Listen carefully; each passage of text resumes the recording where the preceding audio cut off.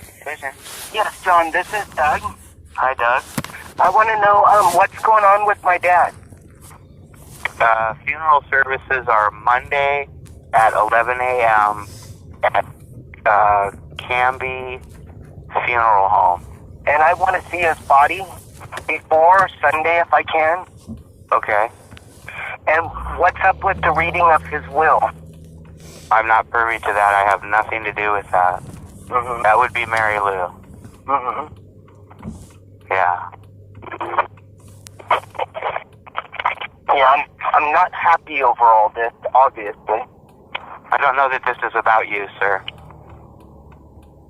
Well, I didn't want my dad to die, John. Oh, and I understand that. Absolutely. I totally understand that. I don't know what to say about your comment, but I don't know that he chose this as well. Yeah, well, as far as I can tell from what I went through, it's what we all have to face at the hands of government-controlled doctors someday. Well, that or God, I'm not sure. You can give it a name or whatever. I don't know. Yeah, God didn't kill him. Okay. For sure not. I just, wanted to be able to see him before he died. Well, I totally understand that. Yeah, it's evil, what I went through. I think it's bad what he went through, sir. What he went through was horrible also.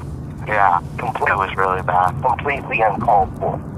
Yeah. I had a dream a couple days before that my mom was waiting for him in her wedding dress. Oh. Before I even knew that he was in the hospital again. Well, I know that what I do know is that it was very unexpected. That what the doctors were saying, and based on, what I've been told, that, this was not supposed to happen. Well, he had MRSA all of a sudden in his lungs, and it don't get in your lungs really quick. It takes years to get in your lungs, John. Trust me. Yeah, I don't know. I did hear that too, but then I also heard that the infection also had to do with, the radiation and the things that they had done to him to cure the cancer. I just wish they'd left him on life support a little while longer. Doug, I didn't have any choice. I wasn't even there, I gotta be honest. But my vote was in with Mike. Debbie's vote was don't pull the plug. It was the others. I don't know. But I understand when someone's stuck like a deer in the headlights, they look directly for someone of authority for guidance. Just they don't always guide you the right way. I would. Yeah, I don't know. I don't know. Is she selling the shop or keeping the shop? I don't know. My thing here is just to try to support the family.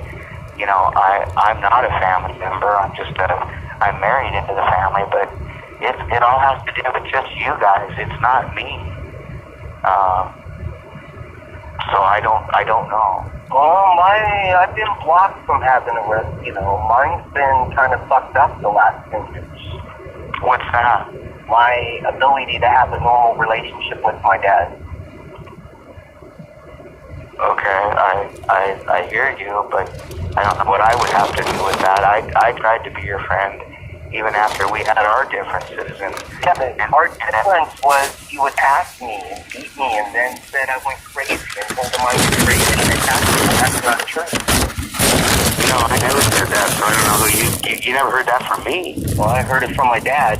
He said, okay. Said you went crazy and attacked him and defend himself. And I was like, that's what the whole argument with him was about. The whole argument of it. I don't know about that. I do know that I tried to make peace with you. I tried to help you. I bought you a car. And then the next thing I'm hearing messages that Marty wants to play for me about your vindictiveness. So I'm not into it anymore. I'm not going to play this with you. I tried. And I don't know what else to say. Well, convincing my family I'm a nut was pretty fucked up. I didn't have to do that. You did that. So there you go again, blaming people. Oh, I asked you. You said the air clean between us. This did make it clean. Okay, well, I never told anybody anything. And you're talking how long ago now, Doug? I think you need to start getting into the now. And if you have questions about the will, you should call Mary Lou. You know she'll talk to you. No, she don't.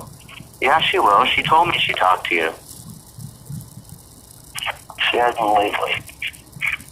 Well, she's a bit overwhelmed, sir. Yeah. Yeah, it's gonna be really hard on her, I think, too. Well, it is. But I have no idea what's in the will. I have no clue. This is very fresh still, so my place is just try to keep some semblance of order and keep things rolling. The shop being busy at all? No, it's very quiet, but it's very quiet everywhere. Did you have to lay people off? We have. I mean, we're basically under a skeleton crew right now. Yeah, a lot of the chop shop and the Russians are stealing cars, stripping the parts, and then fixing up other parts and selling them. Yeah, there's a lot of that. Yeah, I know. At the barn, there was a stripped car with no wheels, nothing, just left there. Yeah, there's one of those shops actually right across the street that's being leased by the same owner that we leased from, so it's kind of odd.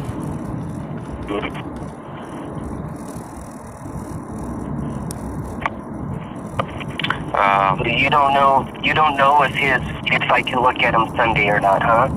Oh, well, I know that there is some kind of viewing going on. You can call the Canby Funeral Chapel and find out, what the times are. I know that none of my immediate family, meaning Rebecca or any of the kids or anything, are going to go to see that, but everybody will be there Monday. Yeah, I didn't want to either, but, I wasn't able to see him before that. I don't know that you really would have wanted to. What I saw was a very horrible, horrible thing. Mm. So he just went so fast, huh? Well, apparently. I mean, I went in and saw him. Let me close my door. Hold 1 second.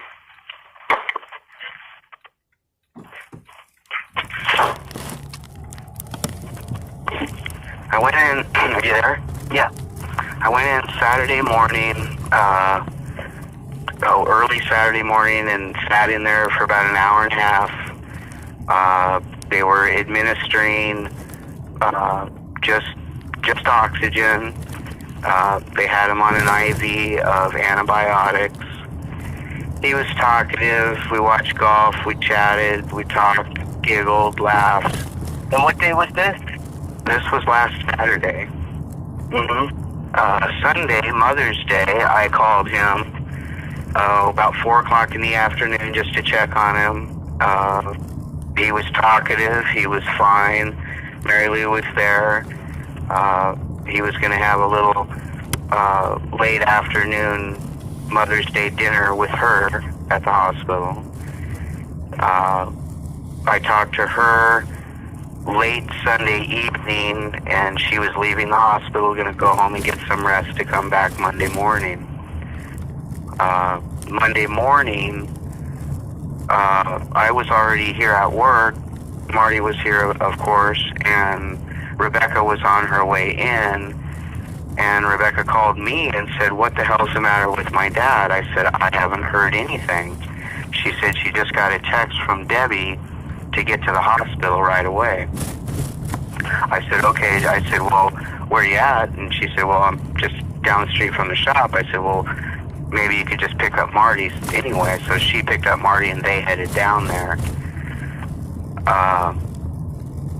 When they got there, they had him in ICU, and he was basically, I don't know how to how to explain it, but it was like he was totally hyperventilating in his mask,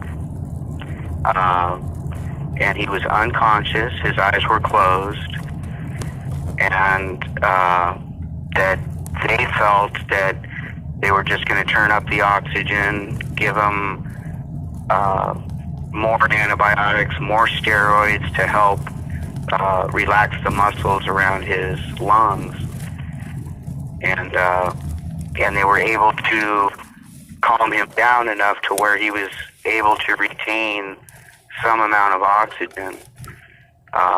So all of it happened, it got worse at the hospital. Yeah. And then Monday afternoon, we went in there, Beck and I, and Deb, and Debbie, my big Brandon, his wife. I think that's all that was there. Myself and Beck, and of course Mary Lou. And he was, again, still in an upright position, eyes closed. His whole body was lunging forward for more oxygen, and he was unconscious.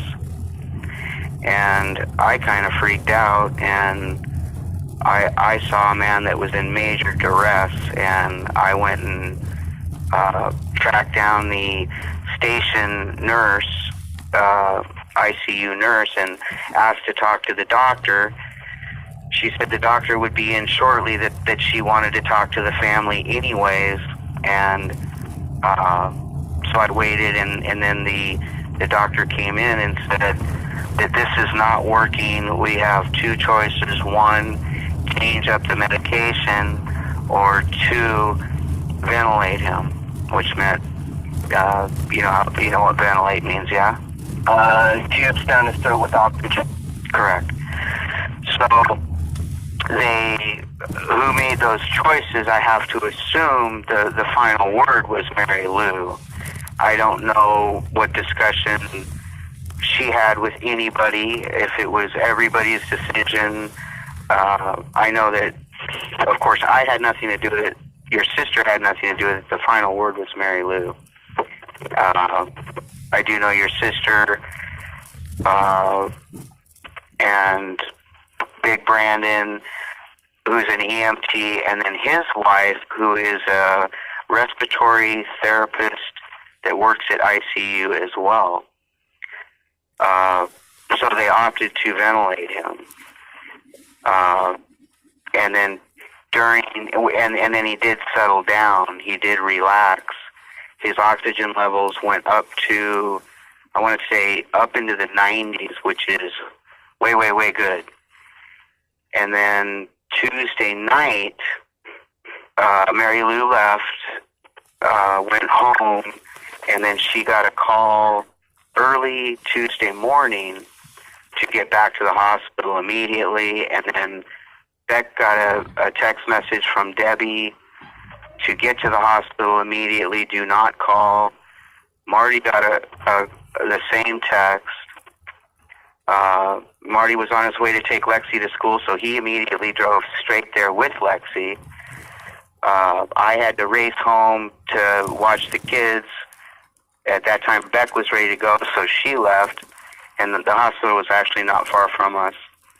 And Beck called me about 20 minutes later, and they were basically giving him his last rites and explaining what they were going to view, and Rebecca made the choice to leave right then. She did not want to see that. And that was it. They also did say, though, I do know this just because I did some questioning and inquiring, that his oxygen levels were turned up over 100%, and he was only retaining 40%, which meant, you'd have serious, if you were resuscitated, you would have serious brain damage because of the 40% oxygen. And then that was it. And the MRSA thing? Well, I heard MRSA, but then I also heard there was another word for when you have that kind of chemo and radiation, what it does to your lungs. And I'm not sure the correct pronunciation, but they also said that that had a lot to do with why he couldn't retain the oxygen content. It's in a sense, it's like, you know, his lungs were so badly scarred and burned that they just couldn't retain it. And there's a word for it, but I don't know the exact punctuation, to be honest with you. I did hear the word MRSA, but I'm not 100% sure that once they did the biopsy that that's actually what they pulled out. I don't know that answer. Well, if they put him on vancomycin, it must have been. Yeah, I'm not sure what they had him on. And I understand all your questions. I totally do. I wish I had more answers. I too was questioning what was going on and why, but at the same time, it wasn't really my place. I didn't make any of these decisions. So not being a family member, I just kind of allowed things to happen. I didn't have a choice. It was up to Mary Lou and, you know, whoever else was up there. Yeah, and the only grudge I have is you know, again, that day is that I was under the impression from Marty and my dad that, you know, your version of the events was different than what really happened. So, I mean, if you admit the same thing that I remember happening, then... Hey, I apologize to you. Then that's clear, you know, because then you're not saying, oh, he went crazy and attacked me and I had to defend myself. No, I never said that, and I didn't. Did my dad say that to me then? I have no idea. I'm not even going to question why he did a lot of things that he did or said, but you know, I called you, Doug. You didn't call me, and I told you that. Look, I was sorry. You never said you were sorry. I said I was sorry, and that I would never ever attempt to harm you ever again. And I assured you that I was truly sorry. And then you know, I did get you a car. I actually got you 2 of them. Yeah, I'm hearing you this time. And you know, and then shortly afterwards, I'm hearing what's going on and what's being said. Marty wants to play me a recording about you're gonna die and make sure I'm not at your funeral and this and that. And it's like, okay, now I'm done. I didn't have any remorse. I didn't have any bad things to say about you. I still don't, and I won't. I do feel bad for you that you have put yourself in this situation. No, I didn't put myself in this situation, John. Me going overseas put myself in this situation. Okay. The project I went through is MK Ultra, the K for control. It's a Nazi program, and it's true. Well, you know, and there's a lot of that, Doug. I really do believe you. But I also know that it was in the most clandestine positions around the world for over 10 years. Right. So never expected to come home and have the enemy be my, you know, Pfeiffer and that group and all of them only carrying, which is Chuck, Bill's son Chuck, who was the controller of Mount Hood. You know, I didn't ever expect to come home to that. And right. On TV's money being all that mattered, none of the intelligence. So what do you do? What do you do with all that now, though? What's that? What do you do with all of that now? 2 days before my dad died, I sent a letter to the United Nations High Commission of Human Rights asking for help. Mm-hmm. The night before he died, I was on the radio saying exactly how MRSA would have been spread if it was a false flag terror attack, and telling people what I was told at Palma de Mallorca that George W. Bush did 9/11. Mm-hmm. Dad's dead directly. Mm-hmm. Well, I don't know. I have to be honest. I don't know. And I can prove that to you also if you really wanted to see the facts cover letter sent to them. No, I believe you. Trust me. There's plenty of people that have been here looking for you that are in very high places, Doug, that are very aware of what you're doing and where you're at. Well, yeah. So they also promised me, the CIA promised me my book. I still don't see my book. Right. Well, the last three gentlemen here weren't near as nice as the last ones before, so I don't know if you've met them yet. Which three were those? I got his card somewhere. And how long ago? This was about a week and a half ago.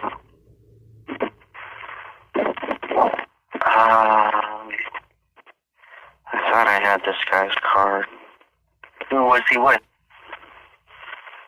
Special services. Oh, Secret Service.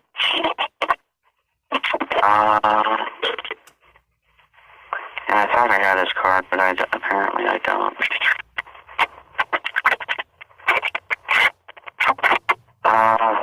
Yeah, that was Secret Service.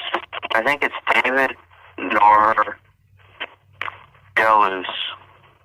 I don't know him. And yeah, so I don't know what's going on there, but you definitely at one. You definitely have their attention. There were three of them at one? Yes, sir. That's an unusual number. Mm-hmm. And they were nice or assholes? Well, nobody's been an asshole, but they were just very, very much to the point. Didn't offer a whole lot of information. Just that they know that you had been asked to refrain from some of the things that you were doing, and that you hadn't. And they asked if there was a way. I'll be honest. They asked if there was a way to set you up. I said no. I don't want no part of it.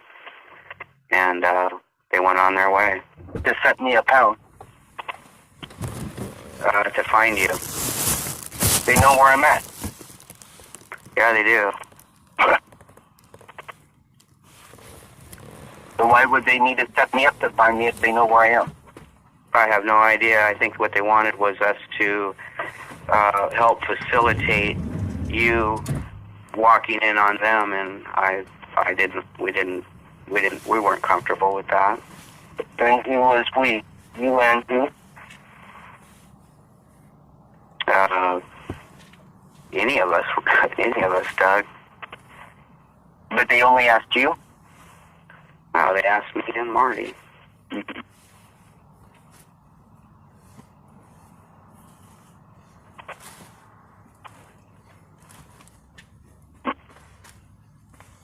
Yeah, they won't call because they won't talk about anything electronically.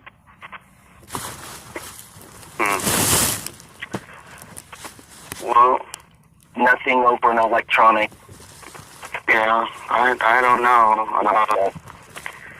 And I don't really know. I just know if it was me, those aren't the kind of people I'd want looking for me.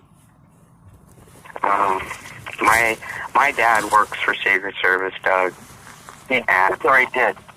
Well, he's retired now, but he still plugs in and does certain things for them. Mm-hmm. And I know of stuff that happens. And I know I would not want those people coming looking for me. I don't know why you'd want to call yourself to their attention. Well, my dad's dying, and he hated my guts because of all the shit that happened. I don't... You know, I mean, they as much as kill you and break you down to nothing and block you from seeing your dad and your family while he's dying. I mean, Jiminy Christmas, what else you got to lose? Well, who blocked you from seeing your family? Well, I've tried to see him, and he wouldn't let me. Do you recall the last conversation you had with your dad? I argued with him because he kept sticking to the point that, well, but see, like now you're saying that you didn't say that, and, you know, so I was just still assuming, or no, he actually said that you said, you know, that I went crazy and attacked you and you had to defend yourself. And I'm like, you know what, Dad, I have MRSA staph infection. If you tell people they're crazy when they're sick, they die.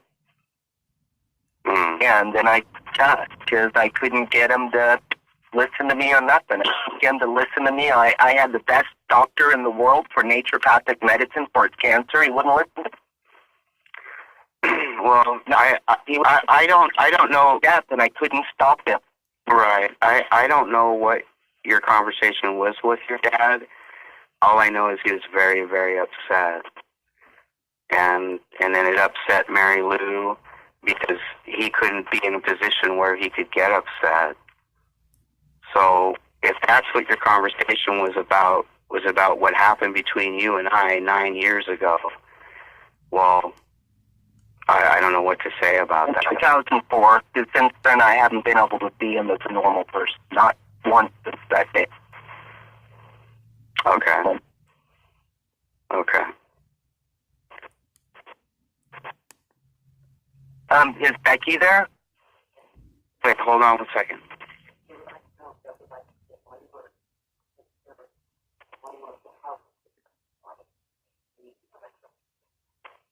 Right now? Who is he calling? And then Mike and Debbie facilitated?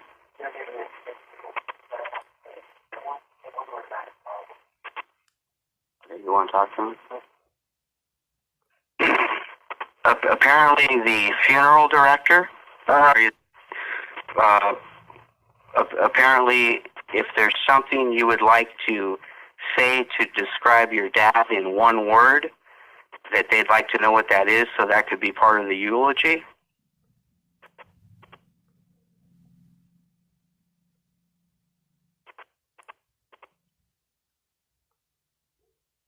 Hello? Yeah, I'm thinking. Okay. I'm thinking between great father or patriot.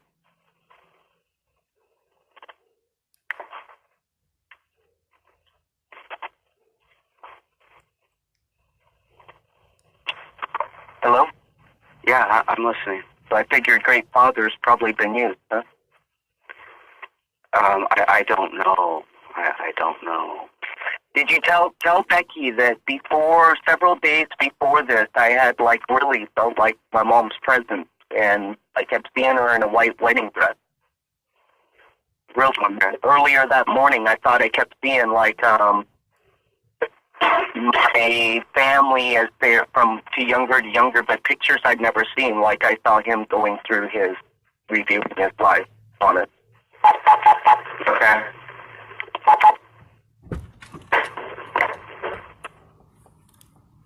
So it's poetic that my mom never had a wedding dress and always wanted to get married to him again in a wedding dress. It's just weird that I saw her in a wedding dress. I didn't know that till then.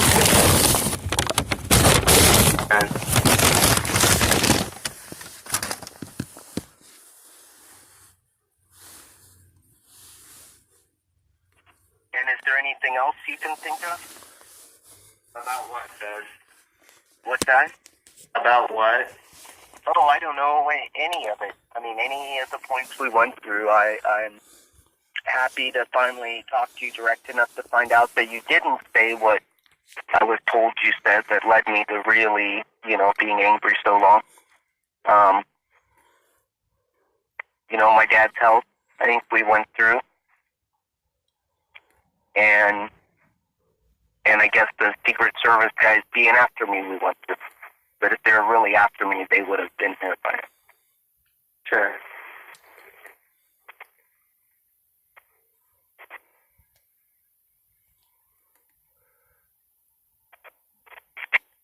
And will his funeral home be open on Sunday, do you know, for viewing?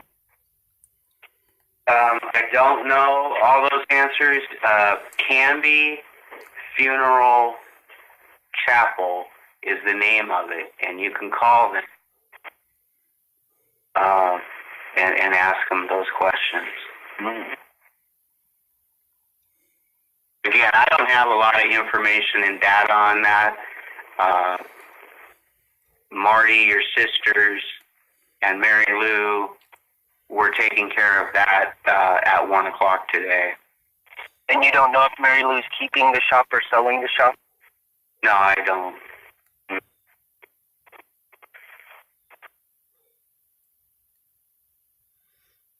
Yeah. Okay, well, thank you for the information and the talk. You're welcome, Doug. And I'm sorry for the past thing way more of it. I mean, I think you remember I just kept saying, let me grab my wallet and I'll get out of here, and you would pass. Okay. That was nothing, obviously, I wanted anything to do with, or I wouldn't be just trying to get my last 2 cents I had in my wallet leave. Well, I kind of let it go a long time ago, and hopefully now you can too. Okay, thanks, Joe. All right, bye.